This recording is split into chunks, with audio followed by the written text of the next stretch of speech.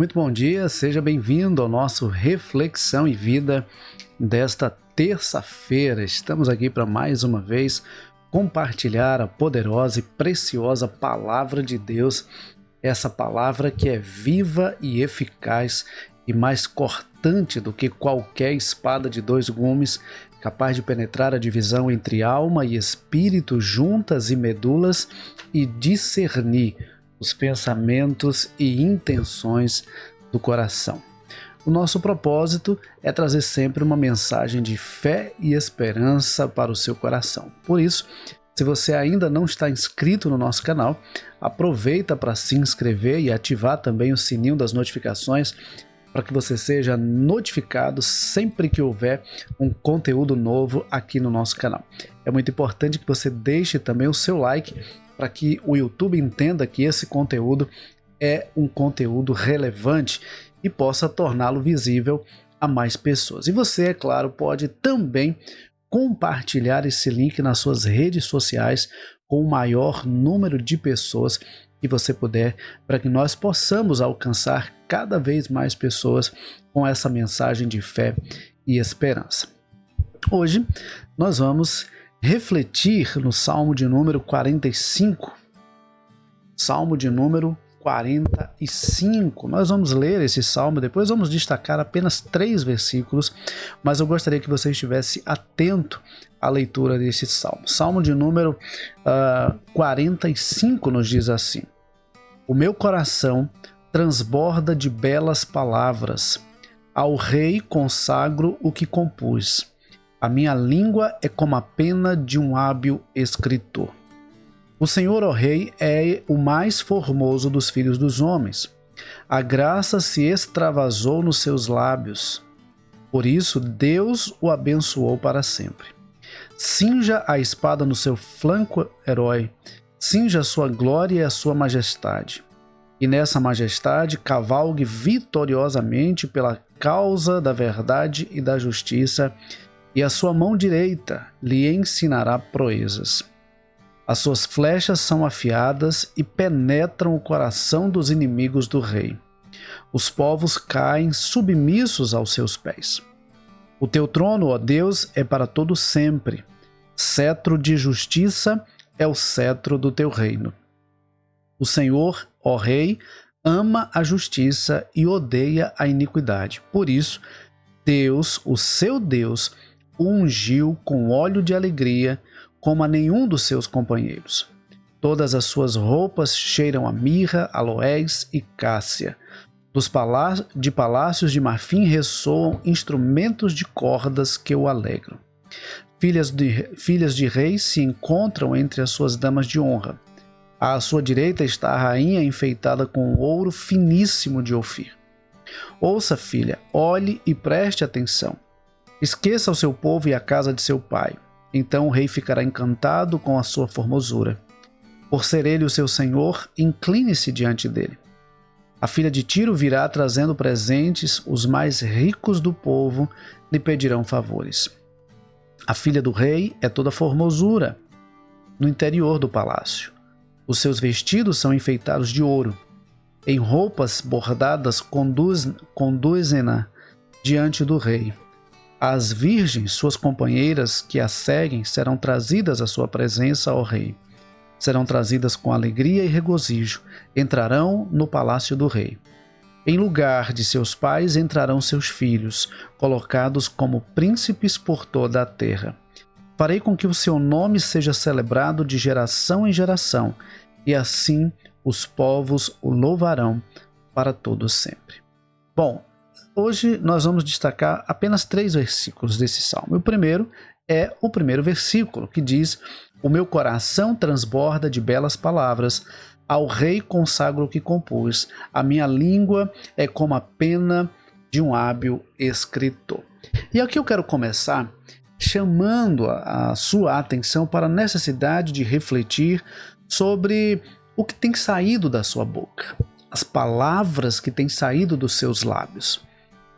Veja, o escritor de Provérbios, o sábio, diz que a vida e a morte estão no poder da língua. Aquilo que nós falamos pode vivificar ou matar alguém. Pode abençoar ou amaldiçoar. Pode elevar ou abater alguém. Então veja como é importante nós refletirmos sobre aquilo que falamos e a maneira como falamos e a maneira como a nossa mensagem está chegando aos ouvidos da outra pessoa. Porque comunicação não é apenas sobre o que eu falo, mas é sobre aquilo que as pessoas entendem acerca do que eu falo. Então, a maneira como eu compartilho a mensagem, a maneira como eu compartilho a palavra de Deus deve ser eficaz, de forma que aqueles que a ouvem possam ser edificados por esta palavra. Mas isso não se limita à pregação do evangelho, à proclamação da palavra, mas ao uso da nossa língua. O Senhor Jesus, ele diz que a boca fala do que o coração está cheio. Então a grande questão é, se nós queremos que as nossas palavras sejam palavras de bênção, sejam palavras que vivifiquem, sejam palavras que edifiquem, então o nosso coração precisa ser tratado, moldado e conduzido pela palavra de Deus. O nosso coração precisa estar cheio da palavra de Deus. O nosso coração precisa ser realmente conduzido pela palavra de Deus. Às vezes, a nossa preocupação é com o que falamos.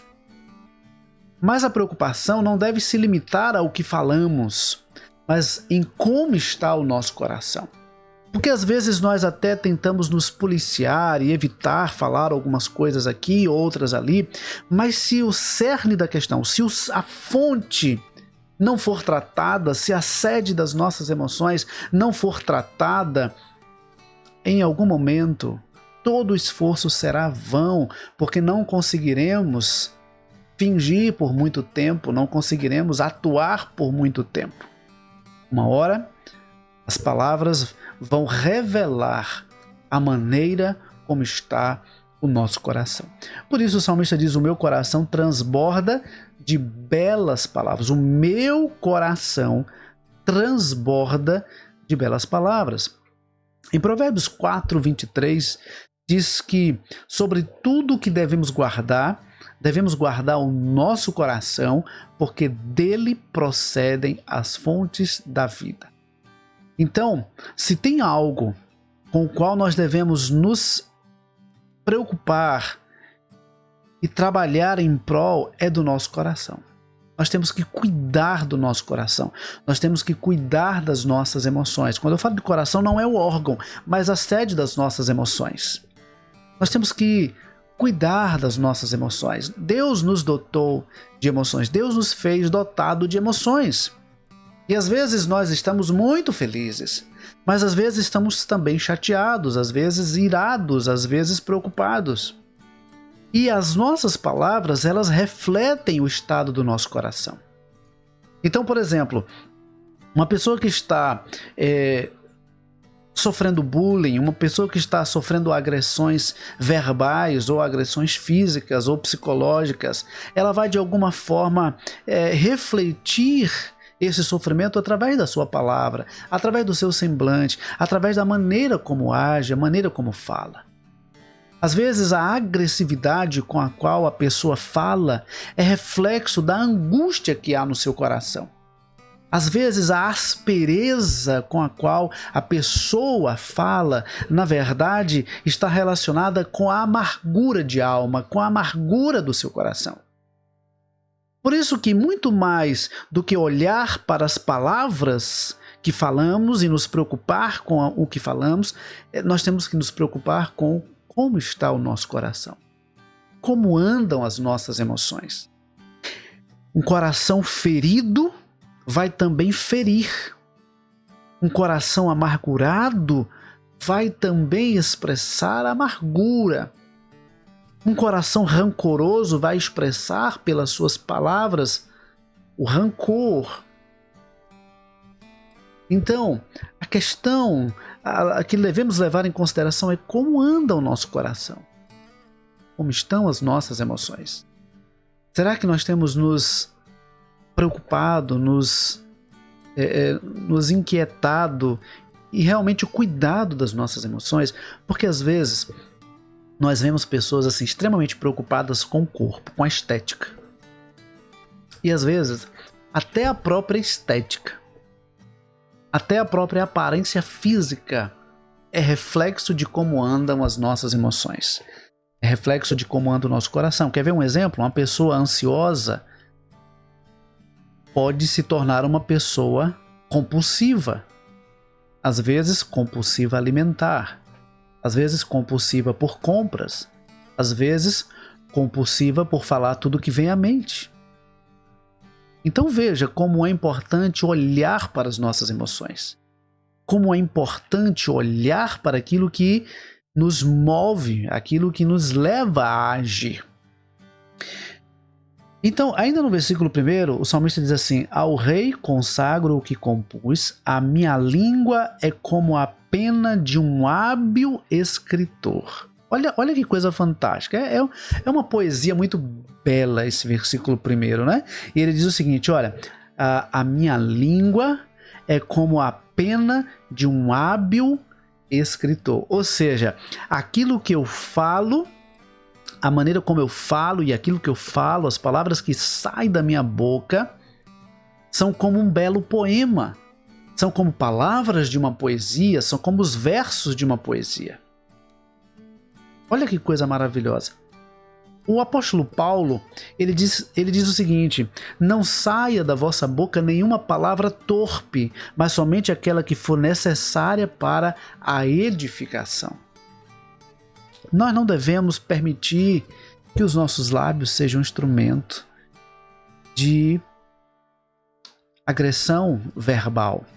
Não, os nossos lábios precisam ser instrumento de bênção.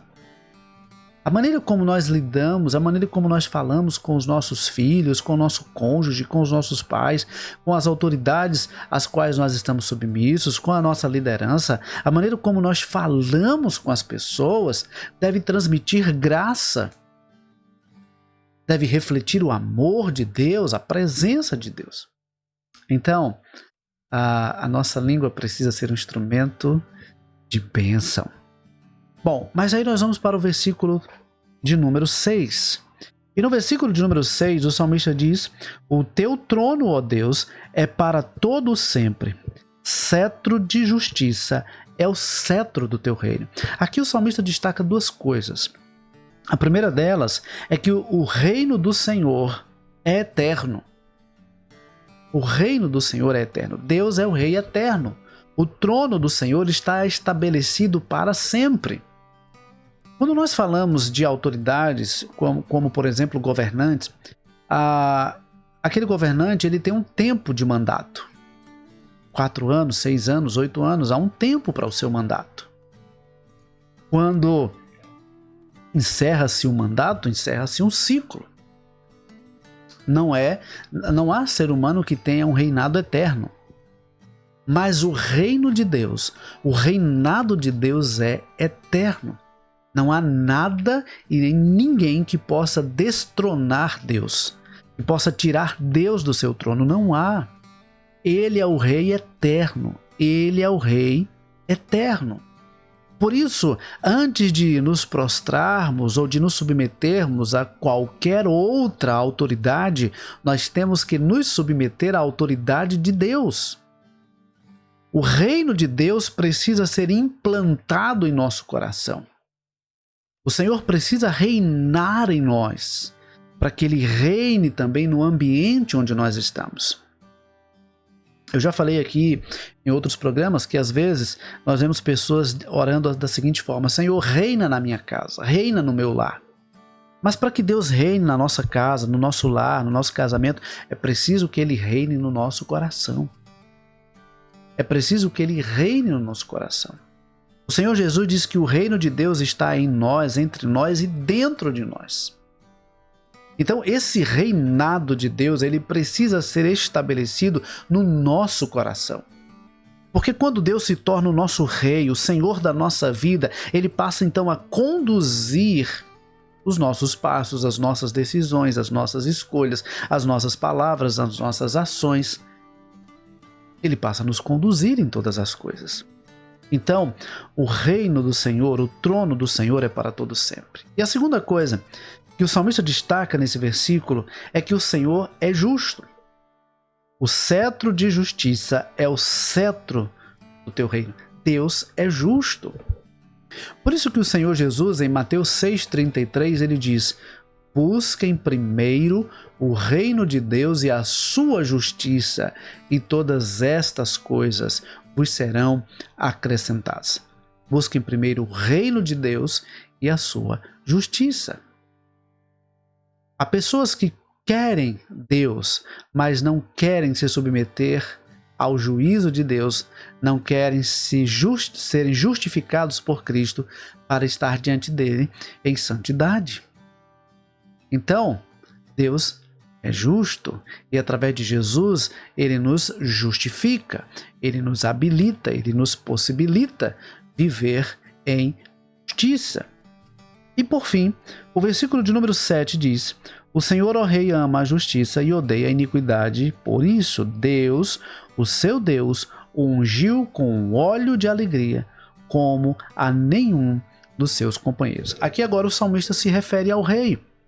E ele diz o seguinte: olha, o Senhor, ó Rei, ama a justiça, odeia a iniquidade, por isso Deus, o seu Deus, o ungiu com óleo de alegria, como a nenhum dos seus companheiros. Deixa eu dizer uma coisa para você. Deus é justo. E Ele deseja que nós também venhamos a agir com justiça. Não nos cabe parcialidade. Não nos cabe agir com injustiça. Não nos cabe agir com arbitrariedade. Nós temos que agir com equidade, com justiça, com retidão.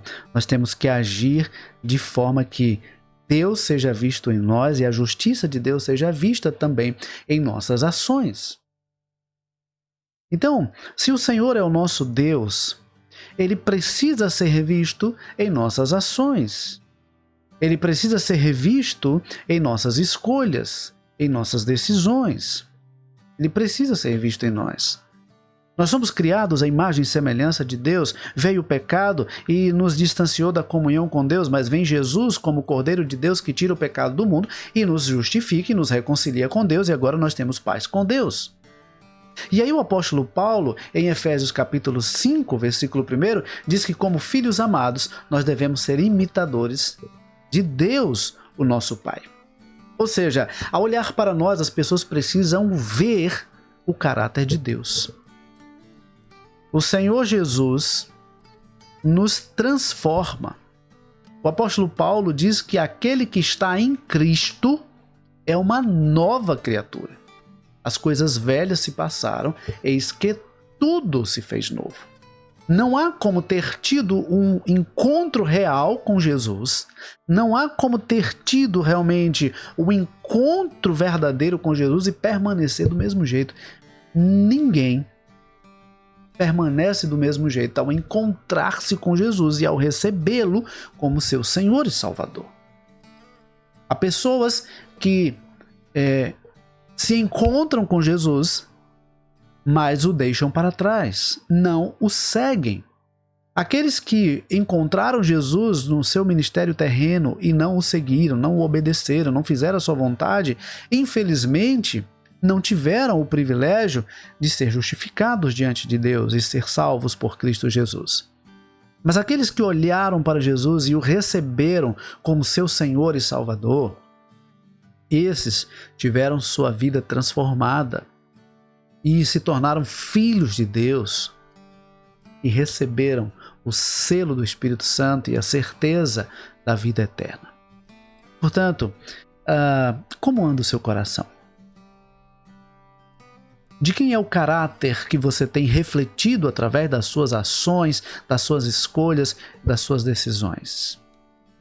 Eu quero nessa manhã finalizar a nossa reflexão te convidando a olhar para a sua vida e a refletir se as suas ações, se as suas palavras, se o seu comportamento tem refletido o caráter de Deus em sua vida.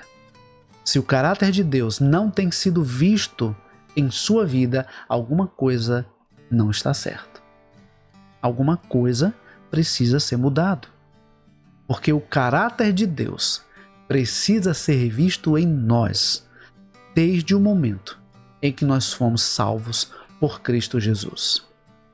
Eu sei que a transformação é um processo, mas a conversão é um ato, a salvação é um ato. Agora, a transformação, a santificação, isso é um processo que leva tempo e que vai durar a vida inteira, mas que precisa acontecer. É inadmissível alguém dizer que teve encontro com Jesus e permanece da mesma forma que antes. Não há como ter tido um encontro verdadeiro com Jesus e permanecer da mesma forma que antes. Alguma coisa tem que mudar. Alguma coisa tem que mudar. Que Deus nos abençoe e que essa palavra realmente fique em nosso coração. E durante esse dia nós possamos refletir sobre como anda a nossa vida diante de Deus. Se as nossas palavras têm transmitido graça, se as nossas palavras têm glorificado ao Senhor e se as nossas ações têm refletido o caráter de Deus em nossas vidas. Vamos orar? Pai querido, muito obrigado por estarmos aqui nesta manhã, mais uma vez, compartilhando a Tua palavra. Que a Tua bênção, Senhor, permaneça sobre todos que aqui nos assistem nesse instante, sobre cada família aqui representada. Que o Senhor, Pai, bondosamente, esteja restaurando aqueles que estão enfermos, esteja salvando aqueles que ainda estão distantes do Senhor e esteja restaurando vidas, famílias, casamentos que estão nesse momento quebrados, dilacerados, mas que com o Senhor podem ser sim transformados. Pai, molda-nos a cada dia, transforma-nos a cada dia, para que as nossas palavras, as nossas ações, a nossa vida reflita o caráter do Senhor, reflita a presença do Senhor, a justiça do Senhor, a bondade e o amor do Senhor. Nós oramos com o nosso coração, grato ao Senhor, em nome de Jesus. Amém. Que Deus nos abençoe, que Deus nos conceda uma ótima terça-feira. E se você ainda não curtiu esse vídeo, clica aí no curtir, clica aí no gostei. E se você ainda não compartilhou, compartilhe com o maior número de pessoas que você puder, para que nós possamos alcançar muitas outras pessoas com essa mensagem. Deus abençoe, um forte abraço e se Deus nos permitir, amanhã, 6h30 da manhã, temos mais um Reflexão em Vida, trazendo uma mensagem de fé e esperança para o seu coração. Deus abençoe e até amanhã, se Deus quiser.